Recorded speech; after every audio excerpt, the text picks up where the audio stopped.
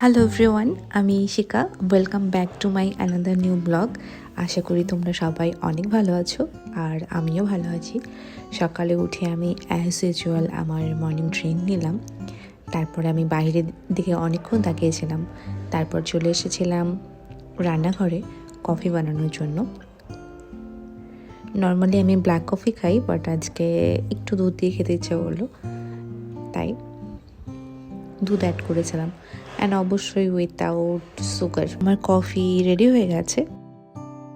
Coffee শেষ করে ঘরে আসলাম, আর ঘরে এসে দেখি ঘরের খুব বেশি ম্যাসি অবস্থা হয়ে আছে। তো আমি ডিসাইড করলাম এখন পুরোটা ক্লিন করব। চলো ক্লিন করে নিই। আর এই হয়েছে আফটার ক্লিন লুক। পুরো ঘরের সমস্ত কিছু গুছিয়ে ফেলেছি।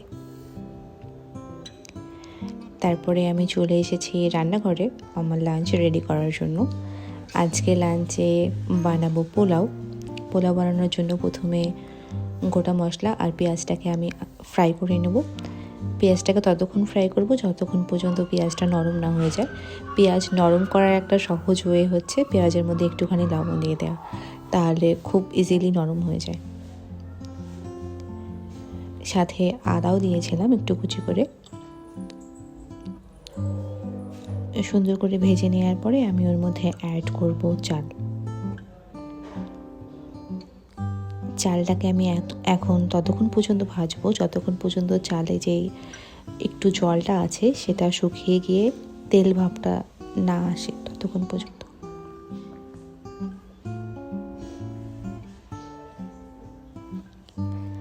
আমার চালটা মোটামুটি ভাজা হয়ে গেছে।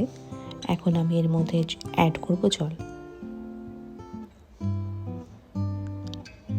অ্যান্ড ফাইনালি আমার পোলাও অলমোস্ট ডান। এখানে একটুখানি চিনি দিয়েছিলাম স্বাদের জন্য। এখন হালকা কিছুক্ষণ ঢেকে রাখলেও একদম পোলাও রেডি হয়ে যাবে। এরপরে আমি আজকে রান্না করব নারিকেল দিয়ে চিংড়ি মাছ। আমি আমার জীবনের প্রথম আজকে চিংড়ি মাছ রান্না করছি, কারণ আমি বাংলাদেশে তেমন রান্না করতাম না, মাই রান্না করতো। আর ইন্ডিয়া আসার পরে চিংড়ি আমি খাইনি, কারণ এখানে চিংড়ি মাছ পাওয়া যায় না।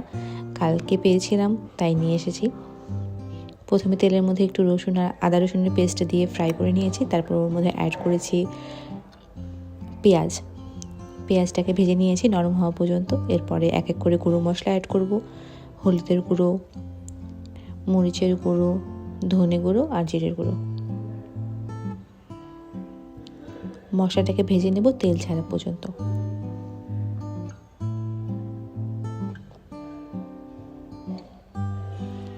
ফাইনালি আমার মশলা রেডি হয়ে গেছে। এখন অ্যাড করব আগে থেকে ভেজে রাখা চিংড়ি মাছগুলো।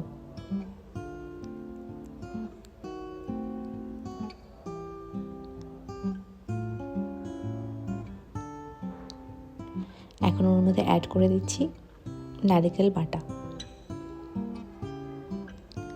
বাটাটাকে সুন্দর করে মশলার সাথে মিশিয়ে নেব।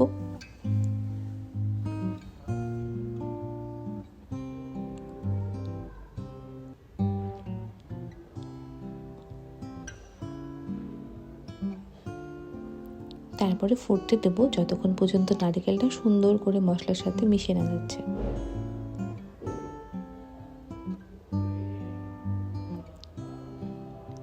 এখন ফাইনালি নারকেল আর মশলাগুলো খুব সুন্দর হয়ে গেছে। এর মধ্যে অ্যাড করব কাঁচামরিচ।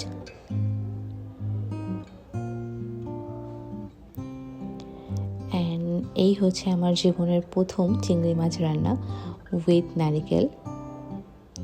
দেখতে কেমন লেগেছে বলিও, খেতেও ভালোই হয়েছিল। আর এই হচ্ছে আজকে আমার লাঞ্চ, পোলাও, চিংড়ি আর বেগুনি। আজকের ভিডিও এখানেই শেষ করছি। যদি কিছু ভালো লেগে থাকে তাহলে লাইক, কমেন্ট, শেয়ার করো। ভালো থেকো সবাই।